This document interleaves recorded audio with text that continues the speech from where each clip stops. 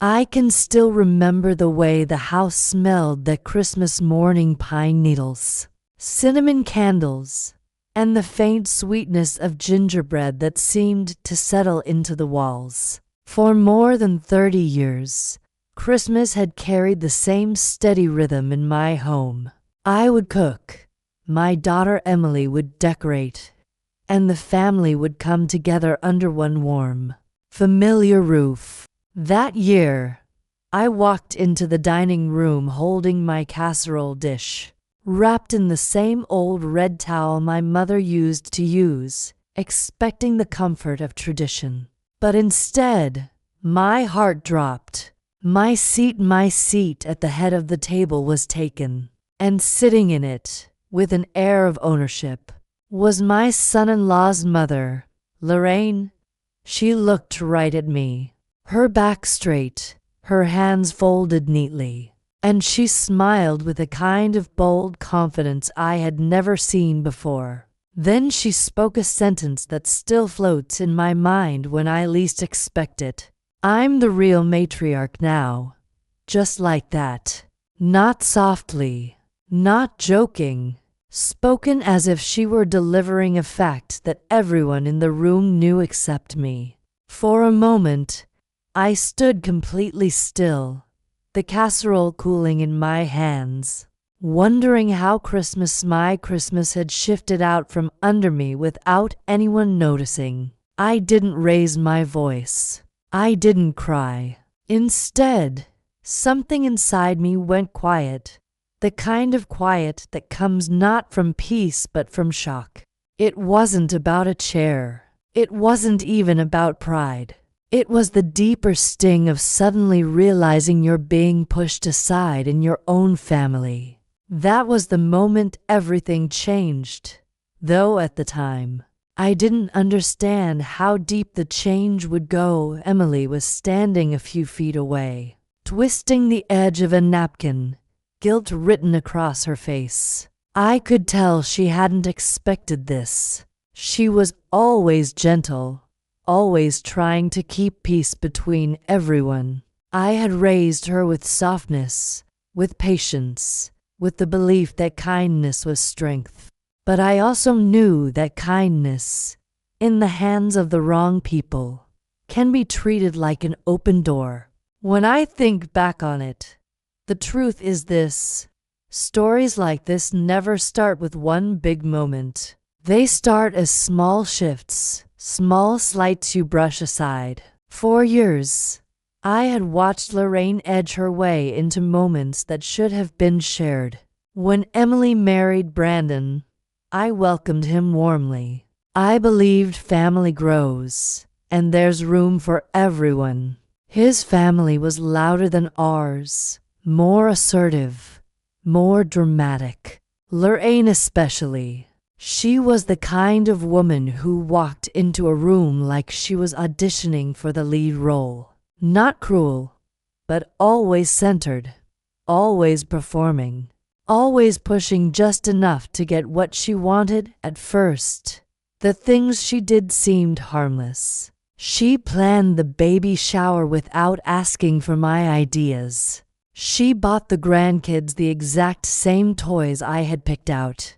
Except hers were always a little fancier, a little more expensive. She accidentally scheduled trips with Emily on the same weekends I had plans with her. She was competitive about everything, even photo sessions. She once insisted her side of the family get the first Grandma's Day pictures, explaining with a sugary tone, "Well, I drove farther." Little things. Nothing dramatic. But entitlement doesn't stay small. It grows. And slowly, year after year, I started feeling myself being shifted to the sidelines. Not because my daughter stopped loving me, but because Lorraine kept insisting she deserved center stage. And because Emily, sweet and soft-hearted, didn't want conflict. When Emily became a mother, I had imagined sharing holidays, alternating, collaborating. making memories as to grandmothers who cared about the same little people. I never wanted to win. I just wanted to belong. But I began to notice that Lorraine didn't view family as a circle, she viewed it as a ladder. And she wanted to be on the top rung still. I stayed quiet. I convinced myself that if I didn't make things a competition, they wouldn't become one. I believed patience would balance everything out eventually. But patience can only hold up so much weight before it buckles under pressure. Last Christmas, Emily asked me months in advance if we could host at my house again. "Mom, the kids love it here," she said. "Your house feels like Christmas." My heart warmed at that. I threw myself into preparing. Older bones move slower, so I started early, polishing the silver, ironing the linen tablecloth, checking my old recipe cards, and pulling down the boxes of ornaments from the attic. I even laid out my grandmother's cardinal plates, the ones I protect all year like precious treasure. A day before Christmas, Emily sent a short, innocent text. "Mom, is it okay if we move the table around a little when we get there? Just practical stuff." I thought nothing of it. Maybe they wanted room for the kids to play. I didn't suspect a thing. Christmas morning arrived with its usual glow. The house was warm from the oven. The lights on the tree shimmered against the window. I had set the table exactly the way Emily liked it, simple, pretty, traditional. But the moment I opened the door, the energy shifted. Lorraine swept inside first, wearing a coat that looked more suited for a gala than a family holiday. She carried a stack of decorative plates, glossy and ornate. "I brought my own," she announced. "No offense to yours, of course." The phrase "no offense" always seems to come right before something offensive. Before I could respond, she called Brandon over. "Can you help me with something?" They disappeared into the dining room. I stayed in the kitchen, stirring gravy and humming an old carol, unaware of what was happening just a few steps away. When I carried the casserole into the dining room, I stopped mid-step. The table had been completely rearranged, not just shifted, rearranged. My place at the end of the table, the place I had sat for decades, where the sun warmed my back through the window, was gone. My chair had been moved to the far corner of the room like spare furniture. And sitting in my seat, her coat draped behind her like a queen's cape, was Lorraine. Her handbag rested on my placemat. Her elbows were perched confidently on the table. She looked entirely at home. "Oh, sweetheart," she said with a breezy smile. "I hope you don't mind. We decided this arrangement works better. I'm the real matriarch now, after all." She said it so plainly, as if she were stating the time of day. Emily's face tightened, as if she wanted to speak but couldn't. I could feel the kids sensing tension, their little eyes flicking between adults. I felt a strange calm wash over me, not peace, but a kind of frozen stillness, the kind that settles in right before a storm. I set the casserole down slowly. I leaned on the edge of the counter, and I forced a small, steady voice to come out.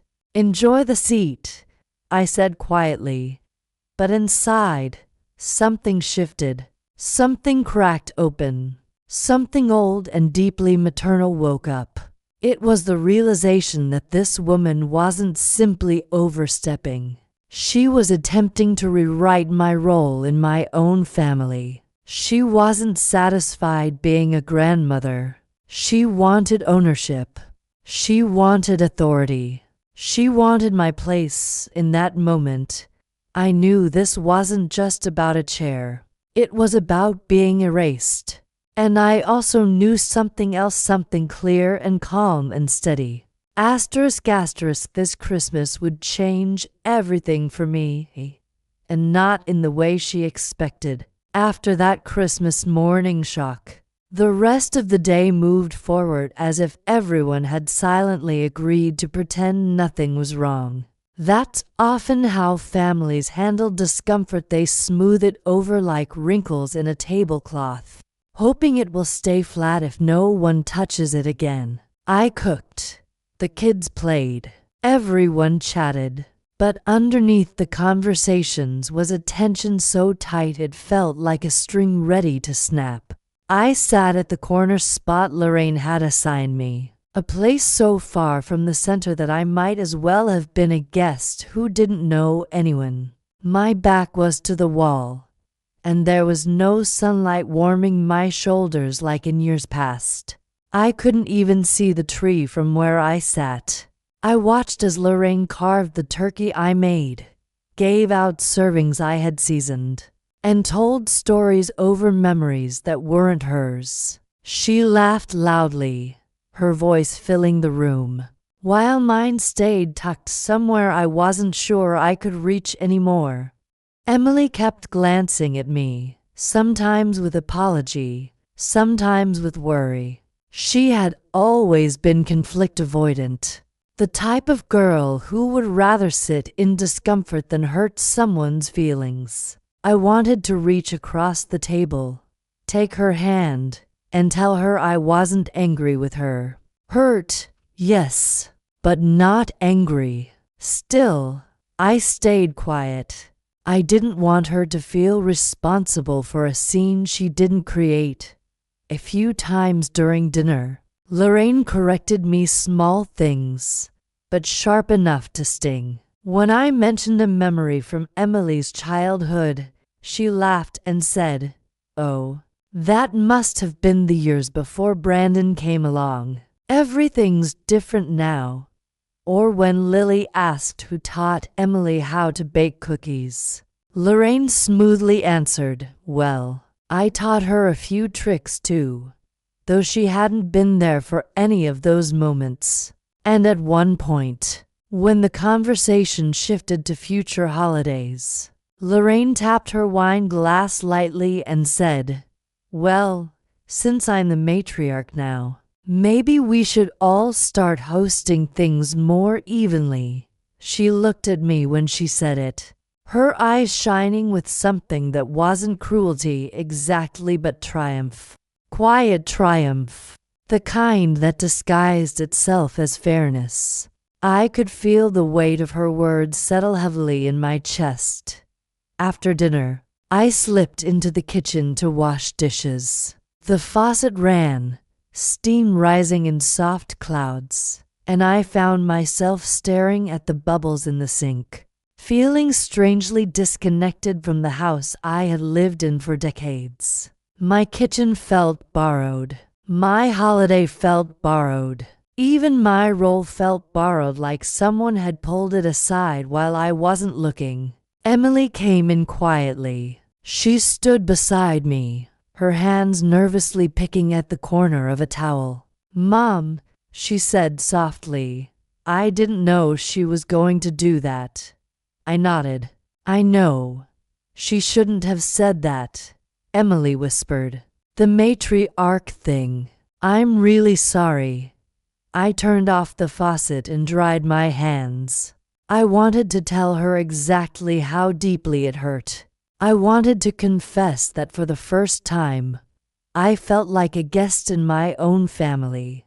I wanted to say that this was more than a rude moment, it was a pattern that had been building for years. But looking at her worried face, I saw the girl who still wanted harmony, and I couldn't bring myself to put that weight on her shoulders. "It's all right," I said gently. "Let's just get through today." She nodded, tears gathering in her eyes. She hugged me tightly, and for a moment, I felt like I was hugging the little girl who used to run to me after school with messy hair and mismatched socks. I held her longer than usual, because part of me was afraid that the more Lorraine inserted herself, the more this closeness might slip away. After everyone left, I sat alone in my living room. The lights on the Christmas tree glowed softly, reflecting off the ornaments Emily had hung decades ago. The house was quiet, the kind of quiet that echoes loudly in your thoughts. I found myself replaying the moment Lorraine took my seat over and over again, like a scene in a movie I couldn't stop watching. The calm tone she used, the confidence in her voice, the certainty that she had the right to claim something that wasn't hers. I had always seen myself as steady, not easily shaken. But that day, something had been shaken loose inside me, something I didn't even realize I had been holding onto so tightly. My place, my role, my history in this family. It felt like someone had taken an eraser and dragged it across my name at the top of the page. In the weeks that followed, the aftermath of that moment lingered in small, painful ways. Emily called me more often, checking in, speaking carefully as if she were afraid she might trigger something fragile. But I wasn't fragile. I was hurting, yes, but I wasn't broken. I just didn't know how to express what I was feeling without sounding dramatic or childish. It wasn't about a chair. It was about being replaced without reason. Every time I replayed her words, "I'm the real matriarch now," I felt them settle deeper, like a bruise forming beneath the skin. One afternoon, about 2 weeks after Christmas, I went to visit Emily to drop off some cookies for the kids. Lorraine's car was already in the driveway. I hesitated before knocking, but I reminded myself this was my daughter's home too, and I shouldn't feel unwelcome. Inside, Lorraine was sitting on the couch, flipping through a photo album. Emily was in the kitchen. I smiled politely, putting my bag down, and asked how everyone was doing. "Oh, we're good," Lorraine said, just helping Emily reorganize some things. "We're thinking of doing a family vacation this summer, and we're figuring out who should go." I waited. Emily walked in with her hands still damp from washing fruit. She looked at me and then away quickly, as if she didn't want to meet my eyes. Lorraine continued, "We thought a big family trip to the mountains would be fun. Brandon's side only, of course. You know, just to keep things simple." It wasn't a cruel comment, but it was exclusion dressed as practicality. I forced a small smile. "That sounds nice." Inside, though, the bruise deepened.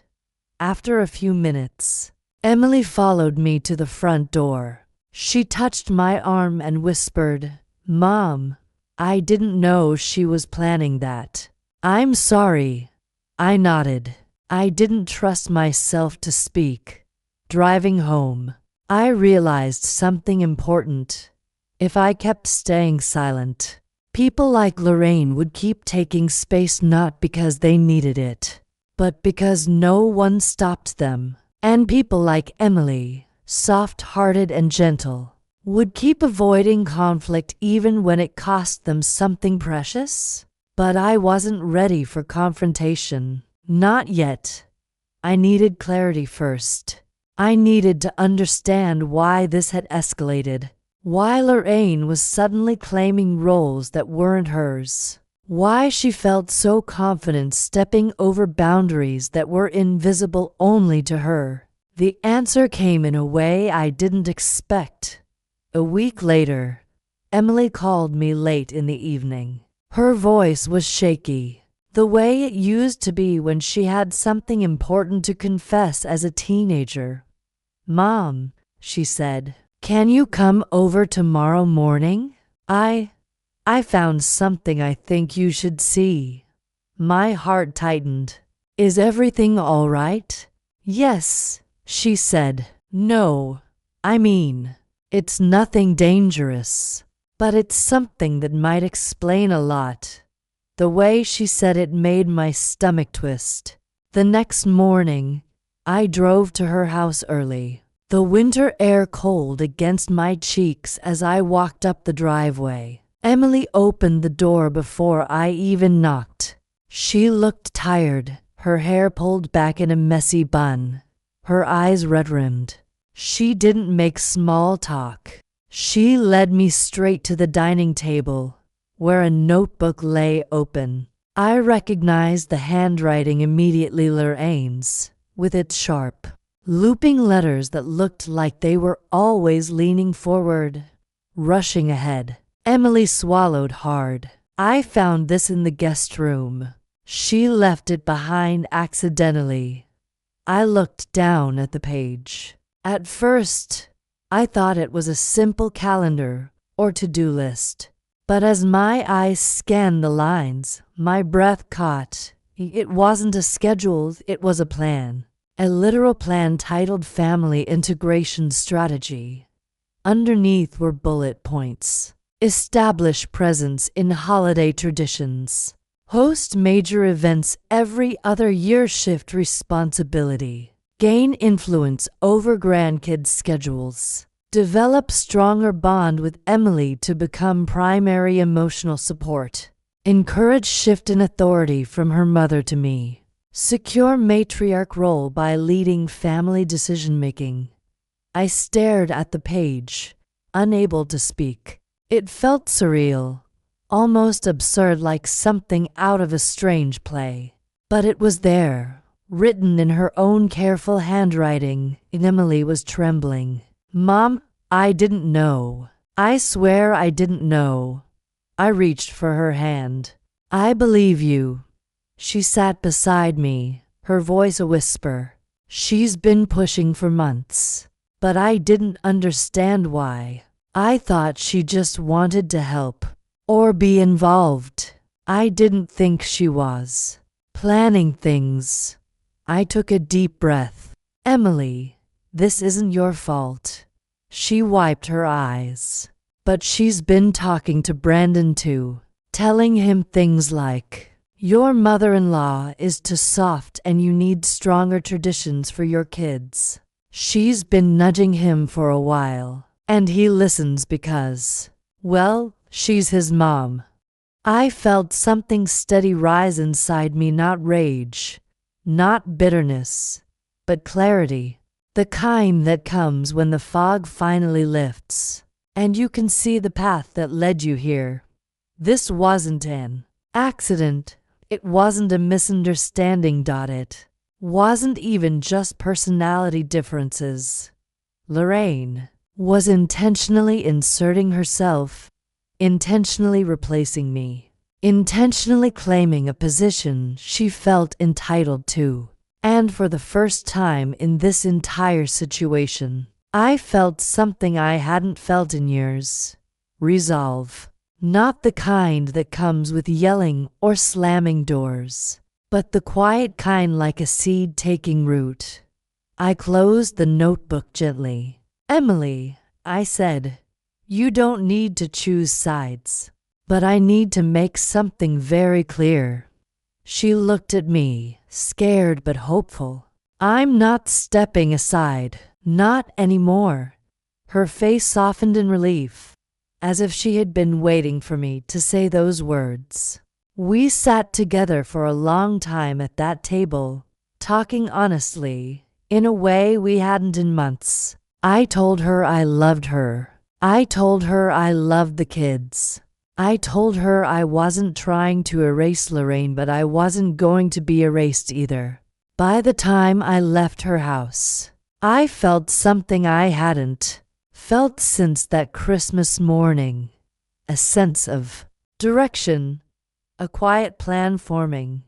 Not to hurt Lorraine, not to fight with her, not to make scenes or divide the family, but to reclaim my place with dignity, boundaries, and calm strength. something had shifted inside me. This time, in the right direction. The days after Emily showed me Lorraine's notebook were a mix of quiet reflection and careful observation. I didn't want to act impulsively. That would only give Lorraine more room to misread my intentions. Instead, I started paying attention to small things at first, things that anyone else might miss. How she positioned herself in photos. How she guided conversation at family gatherings. How she subtly suggested to Emily that certain decisions might be easier if someone else handled them. Everything was intentional, deliberate, calculated at first. It made me tired. Not physically, though older bones do ache more than they used to, but emotionally. Every smile I offered had to be measured. Every word I spoke had to be precise. I couldn't slip, couldn't react, couldn't give her a single opening. She would seize it. That was the lesson I learned very quickly. Quiet doesn't mean weakness, but complacency invites intrusion. One afternoon, I found myself at the grocery store, picking out supplies for a small holiday gathering I planned for just Emily, the kids, and me. I wanted to reclaim some of the joy that had been stolen that Christmas. I grabbed fresh cranberries, bread for stuffing, a little pie for each grandchild. I imagined us all together in my kitchen, laughter spilling over the counters, voices warm, faces glowing. I realized how much I miss feeling secure in my own home, in my own traditions. When I returned, I began subtly documenting things, not in a confrontational way, but simply as a record. Receipts, photographs, notes about events and who had said what. I wanted to see the patterns clearly, without relying on memory alone. Older women learn quickly that clarity is power. Details matter more than drama. And over the next weeks, I noticed more small incidents that confirmed what I had begun to suspect. Lorraine was systematically attempting to take over. Invitations for family outings were being rerouted. Messages subtly altered. Even Emily's routines nudged in directions that suited Lorraine's influence. It was never aggressive, never loud. But power doesn't always arrive with noise. Sometimes it creeps in quietly, rearranging furniture, shifting responsibilities, whispering suggestions into ears willing to listen. And with every shift, the children began to see her as someone more central in their lives than me. Not because she was better, but because she was asserting herself. But first, I tried to ignore it, reminding myself that love isn't measured by seating charts or orchestrated schedules. But love also doesn't thrive in silence when someone is claiming your space. The combination of careful observation and subtle documentation gave me a sense of control I hadn't felt since that Christmas morning. I wasn't planning revenge. I was planning a reclamation, quietly and strategically. A turning point came one chilly January morning when I was going through old boxes in the attic. Emily had asked for decorations for a small winter gathering, and I wanted to show her the ornaments her grandparents had cherished. As I lifted one box, I found an old stack of letters and cards that had been exchanged among my family over decades. Some were from my mother to me, some from distant relatives, and some were from Emily herself when she was a child. I realized that all of these small paper trails, these tangible memories represented my presence, my history, my rightful place in this family. Lorraine couldn't erase that, no matter how polished her strategies seemed. I took a few deep breaths, feeling the warmth of the past and the cold reality of the present mingle inside me. It became clear that my approach had to be measured, deliberate, and dignified. Emotional explosions would only play into her hands. Her style was to provoke quietly, to test boundaries. Mine would be the opposite, steady, patient, and ultimately undeniable. I began reaching out to old allies, family friends who had witnessed decades of Christmases, Thanksgiving dinners, and birthdays with me at the center. Not to gossip, not to rally, but to understand the impact of Lorraine's actions from another perspective. Their observations matched mine. Her involvement was overreaching, not coincidental. Every small act was part of a plan. That awareness gave me a renewed sense of purpose. If I had been blindsided at Christmas, I would not allow the rest of the year to pass in quiet displacement. One weekend, Emily invited me over for coffee, sensing I might need space to think and plan. Lorraine was out running errands.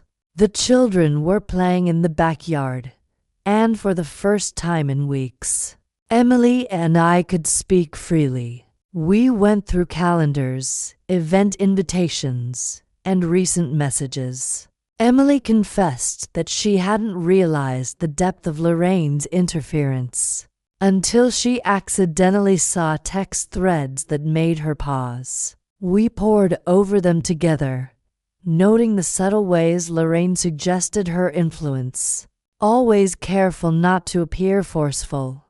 I could feel a pattern emerging. Lorraine's strategy relied on appearances.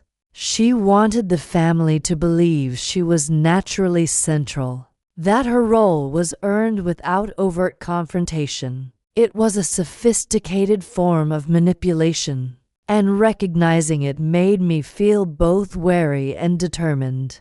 I wasn't going to let a polished smile and a well-timed comment dictate my place in this family. Over the next few weeks, I began quietly reasserting myself. I started small, bringing over meals, inviting the children for one-on-one visits, offering to read bedtime stories, and quietly creating traditions that reinforced my role as their grandmother. No fanfare, no public statements, just consistent, reliable presence. And slowly, the children began to respond. Lily's face would light up when she saw me arrive. She would run into my arms, laugh at my jokes, and share stories she never shared with anyone else. The simple, ordinary moments reminded me that influence isn't claimed by assertion alone, it's nurtured by consistency and love.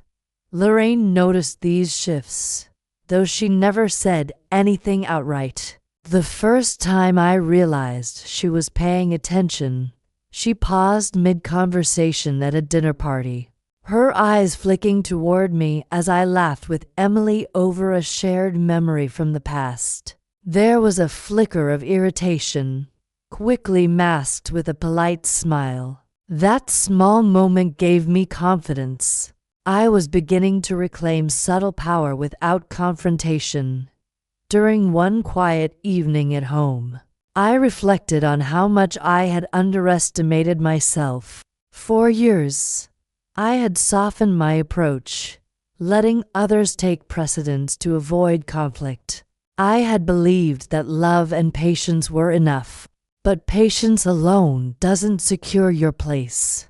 Action, dignity, and deliberate consistency do. Lorraine might have had strategy and polish, but I had history, depth, and a connection that had been nurtured over decades. It was around this time that I realized I had to plan for the next big family event. It was Emily's birthday, and the family had always gathered at my home. I knew that Lorraine would try to assert herself again, likely pushing to host or influence the celebration. But this time, I was prepared. I drafted simple invitations, clearly indicating the event's location and time. I included a gentle note to Emily and Brandon, reaffirming that the gathering would follow the traditions that had always been theirs and their children's. No drama, no accusations, just clarity. This quiet planning felt empowering. For the first time in months, I felt I had taken back control without needing to raise my voice. And I also realized something else. Influence doesn't require intimidation. It requires reliability. It requires being present when it matters. It requires creating moments where your presence is felt and valued naturally, not through assertion or manipulation. The days passed, and with each ordinary act, I noticed subtle changes. Emily would mention things she remembered from my past gatherings, reminding the children of my role in their family history. The children, in turn, began referencing small rituals we had always done together, reinforcing the bond that Lorraine had tried to replace with polished gestures. My seat at the table, while still symbolically contested, no longer felt like territory that had been stolen. It felt like something that could be reclaimed through patience, thoughtfulness, and presence. One evening, I found myself sitting alone in the living room, the quiet hum of the heater in the background, reflecting on how far I had come. The anger I had felt that Christmas morning had transformed into clarity. I wasn't going to compete with Lorraine's bravado or strategies.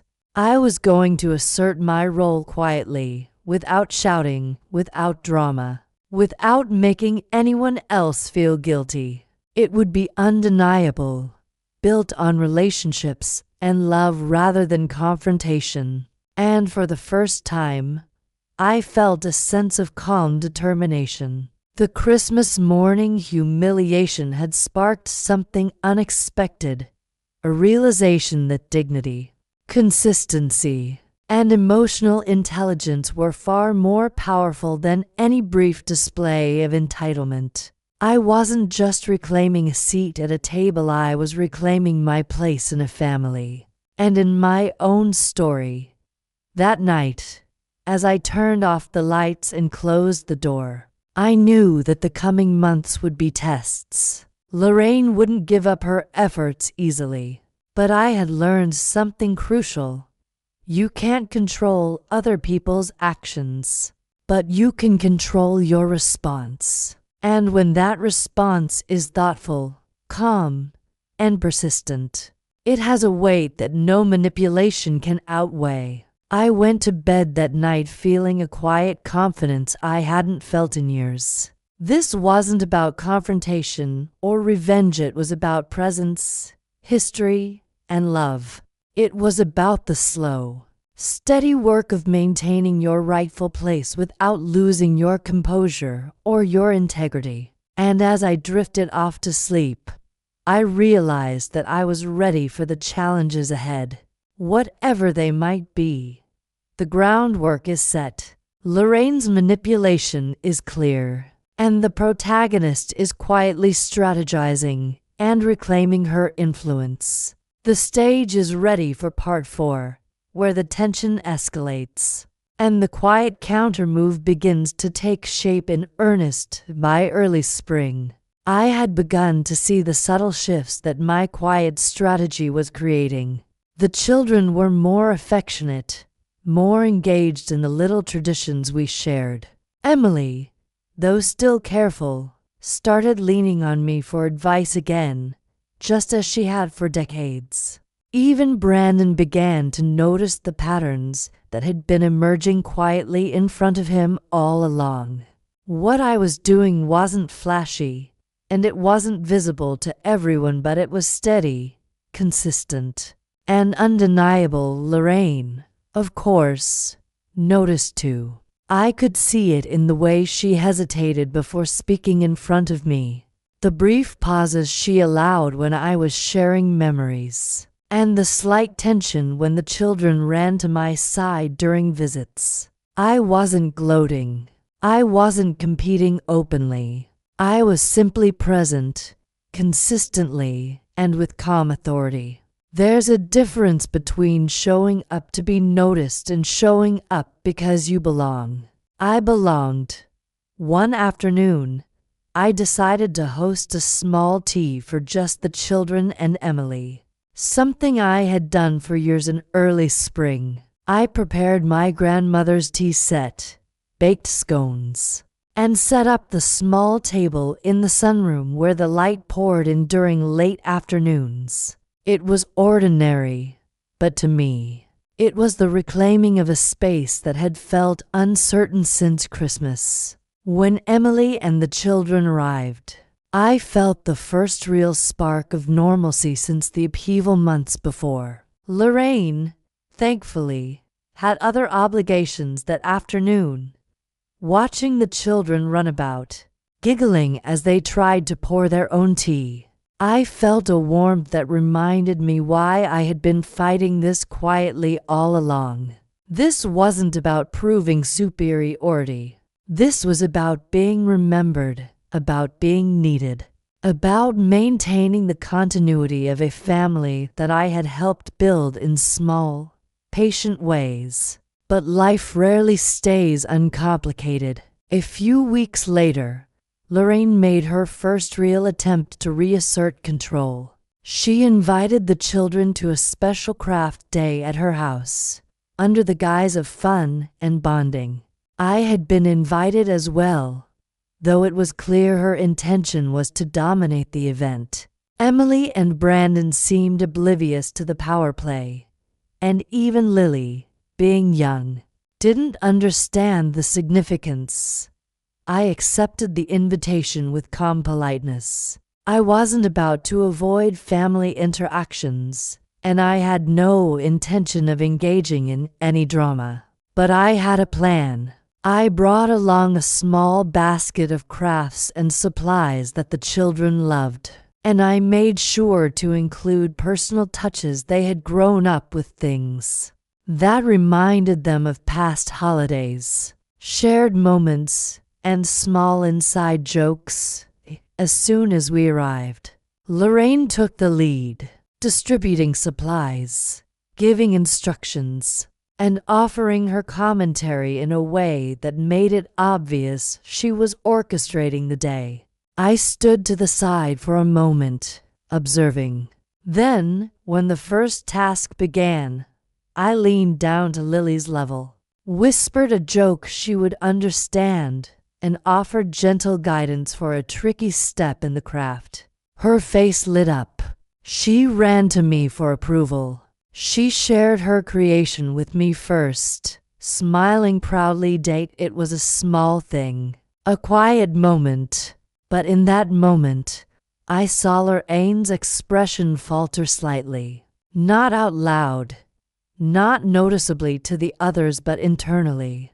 I knew she realized that her influence wasn't complete. There were parts of this family she couldn't control.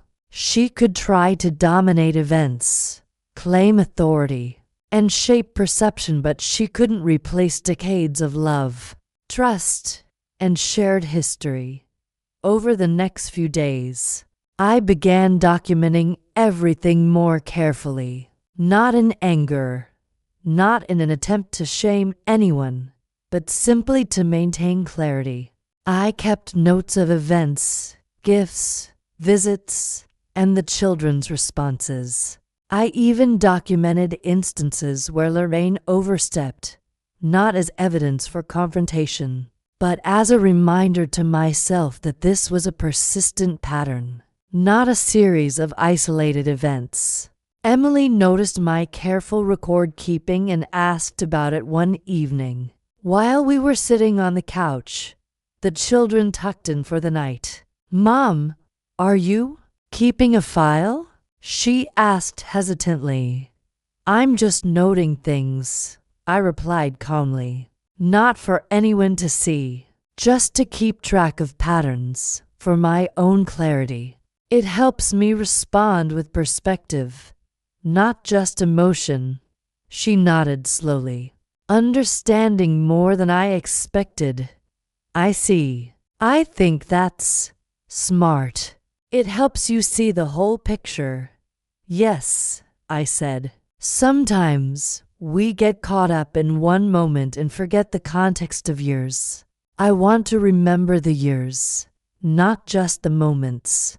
It was during this period of quiet counter-moves that I began to notice the effect of patience and consistency on Brandon as well. He wasn't combative, but he had been influenced by Lorraine's suggestions and subtle nudges for months. He would occasionally echo her phrases, attempt to reinforce her ideas, or act as if her perspective carried more weight than mine. But over time, as he observed the children naturally gravitating toward me, as he noticed the genuine joy in our interactions, I could see him reconsider. Slowly, subtly, he began to defer to my experience, my calm, and my consistency.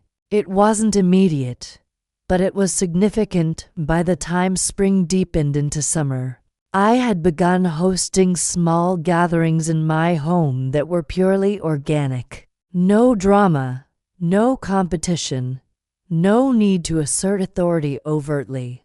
The children and Emily came when invited. The environment was warm and familiar, and the traditions we shared quietly reinforced my role. And each time Lorraine tried to insert herself, she was met not with confrontation, but with quiet boundaries and unwavering presence. I remember one particularly telling day when Lorraine attempted to lead a garden project for the children. She had organized an elaborate plan for planting flowers and vegetables, carefully controlling each step.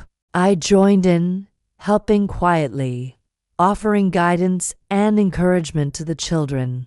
I didn't undermine her or criticize her ideas. I simply reminded the children of small lessons we had learned together over the years. As the day unfolded, it became clear that the children sought my input first. They asked my advice, laughed at my jokes, and proudly shared their work with me before anyone else. Lorraine's smile remained, but there was tension there now, subtle, barely visible. She realized that her efforts, no matter how polished, could not replace years of shared history. She could claim a chair, plan a craft day, or host an event, but she couldn't erase relationships that were built over decades of love, care, and shared life. One evening, after the children had gone to bed, I sat quietly in my living room with Emily. We reflected on the past months, talking about moments of discomfort, moments of joy, and moments of clarity. "Mom," Emily said softly, "I didn't realize how much you'd been affected. I didn't see Lorraine's influence the way you did. I just thought, she's always been very involved." I took her hand. "Emily, influence isn't just about being involved. It's about presence, consistency, and history. She can appear central, but she can't replace the moments we've shared. She can't replace trust built over decades." Emily nodded, her eyes filling with tears. "I see that now. I wish I had realized sooner. I should have helped you more. You are helping now," I said gently. "Being aware, being present, and valuing what we share that matters more than anything else." That night, I reflected on the importance of measured, quiet action. Confrontation could have led to conflict, division, and unnecessary pain. But deliberate presence, calm boundaries, and consistent engagement were slowly reclaiming my place in the family. I realized that power doesn't always come from force. It comes from steady, quiet influence, nurtured over time and grounded in love. By midsummer, the shift was noticeable. Emily began including me more in decision-making. Brandon deferred to my judgment on matters involving the children, especially those small, ordinary decisions that actually carry the most weight. The children's loyalty was clear, expressed in laughter, stories, and small gestures that reflected shared history. Even Lorraine, though still polished and confident, now faced an invisible boundary she could not cross. She could orchestrate events, claim authority, and assert herself in certain moments, but she could no longer dominate the narrative or replace my role. It became clear that my quiet counter move, my consistent presence, gentle guidance, and deliberate planning was working. I was reclaiming my place not through confrontation, but through reliability, love, and patience. Every ordinary act, the small conversations, the shared meals, the presence during holidays was a thread weaving me back into the fabric of my family, stronger than before. And in this realization, I discovered something profound. Dignity and patience are not passive. They are strategic. They carry more weight than anger, more power than confrontation, and more influence than any polished maneuver. I went to bed that night, the warm summer air drifting through the open window, feeling a deep sense of calm determination. I knew challenges would come. I knew Lorraine would continue to try. But I also knew something stronger had awakened in me, a quiet, unwavering resolve to protect my place, my family, and the traditions that define us, not with anger, but with presence, consistency, and love. The stage is now fully set for the climax where all subtle maneuvers and quiet strategies pay off, and the confrontation or consequence lands. By late summer, the groundwork I had laid through months of quiet consistency and presence began to pay off in ways I hadn't dared imagine. The children were deeply attached to me, naturally turning to me for guidance, approval, and shared moments. Emily began to rely on my advice not out of obligation, but because she could see how steady, reliable, and thoughtful my presence had become. Even Brandon, without any prompting from me, began acknowledging the wisdom I had offered for years. Small things at first, like remembering which craft projects the children enjoyed most, to bigger decisions involving their schedules and family gatherings. I had learned that influence isn't always flashy. It isn't about seating arrangements or dominating conversations. It isn't about declaring authority. Influence is subtle, earned through consistency, patience, and love. And while Lorraine had polished her ways and honed her strategies to perfection, she couldn't replicate decades of shared memories or the quiet strength that comes from real connection. The turning point, however, came unexpectedly. Emily announced that the family would celebrate Lily's 9th birthday at my house, as we had done for years. Lorraine, predictably, tried to assert herself, suggesting alternative locations and better ideas for decorations, snacks, and games. She phrased everything politely, masking her intention to dominate. But this time, I had prepared carefully.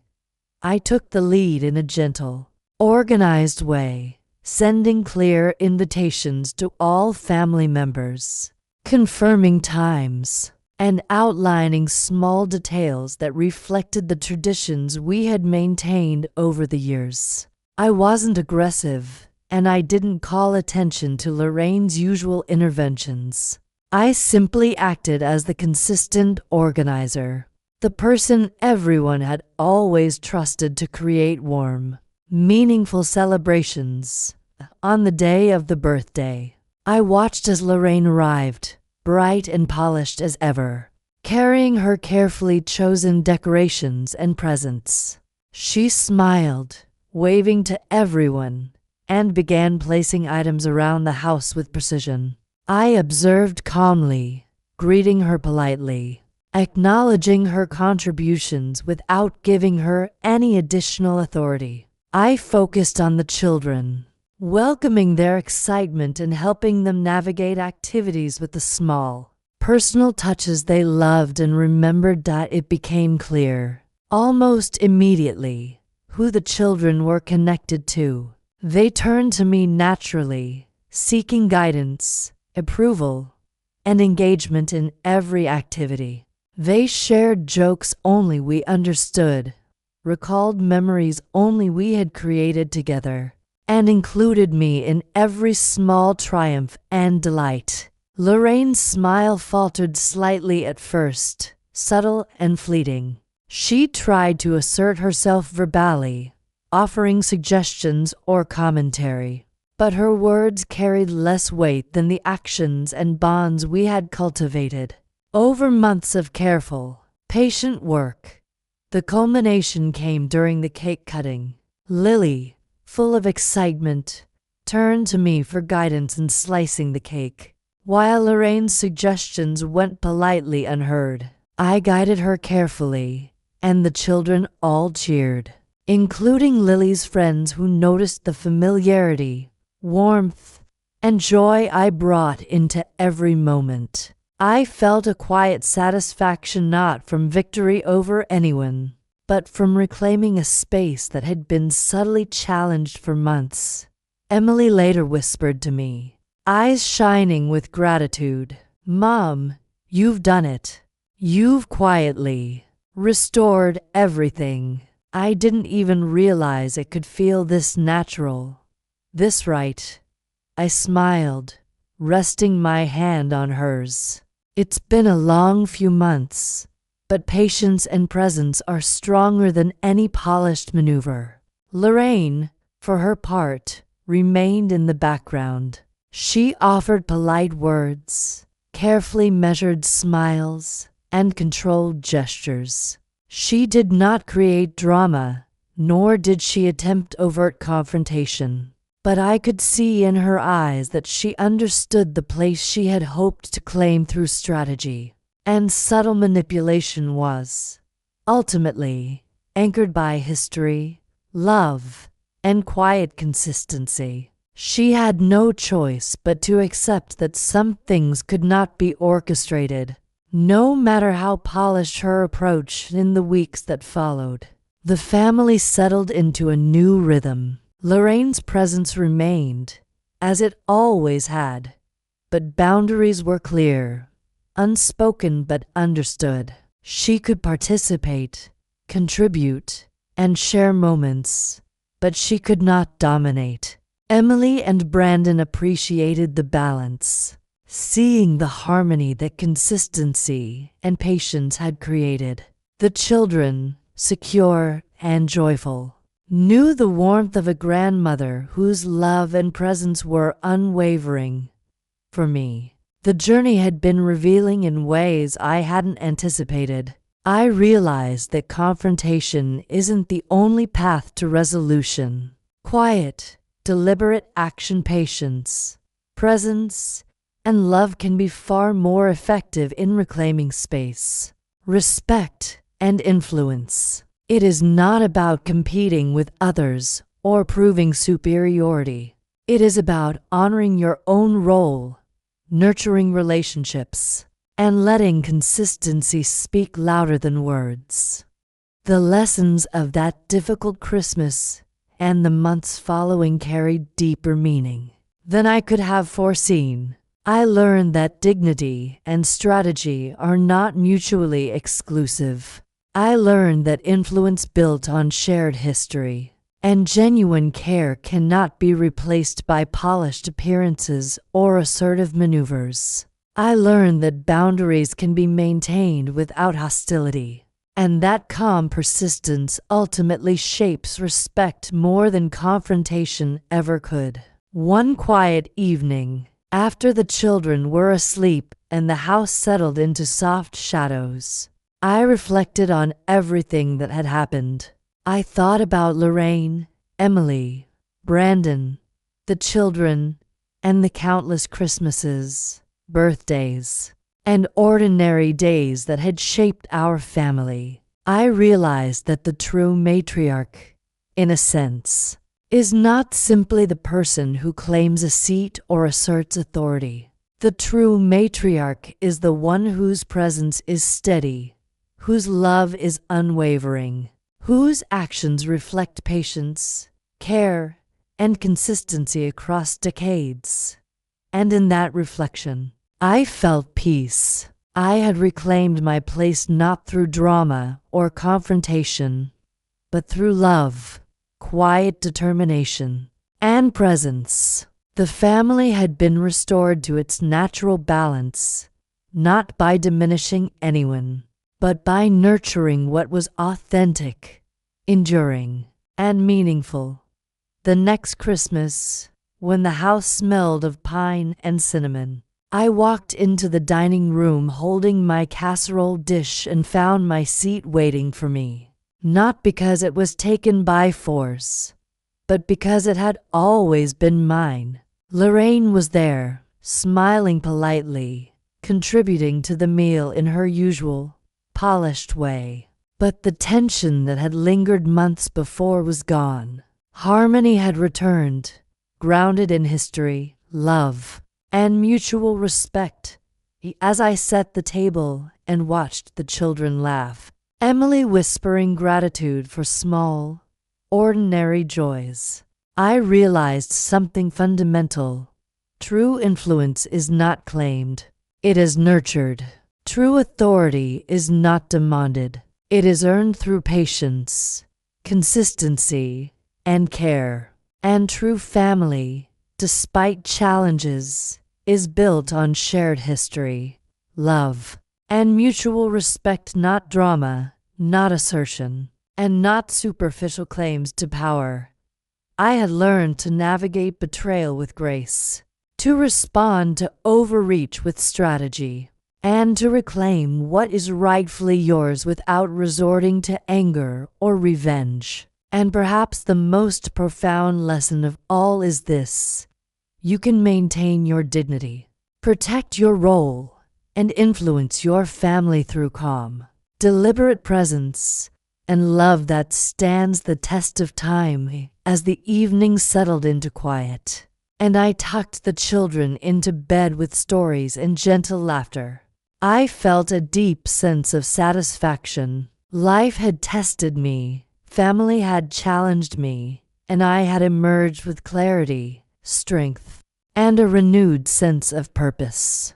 I had learned that the quiet, consistent path often leads to the most lasting and meaningful victories.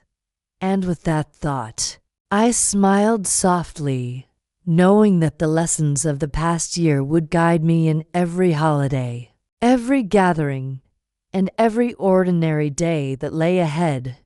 If you've enjoyed this emotional story, please like, comment, and subscribe for more real-life stories of family, resilience, and love.